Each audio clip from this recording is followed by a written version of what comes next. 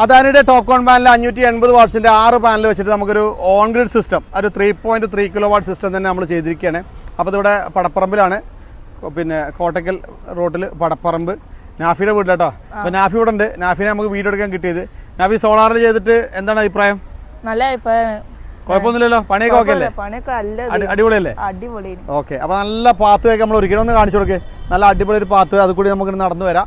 നമ്മൾ ഷീറ്റ് మీద ടച്ച് ആവാതെ പോന്നിട്ട് ഇവിടെ വന്ന് നമുക്ക് ഈ ഒരു ഏരിയയിൽ വന്ന് നിന്ന് കഴിഞ്ഞാൽ നമുക്ക് നമ്മളെ പാനൽ വാഷ് ചെയ്യാൻ പറ്റും. അപ്പോൾ അതിനാണ് നമ്മൾ ഇങ്ങനെ ചെയ്തത്.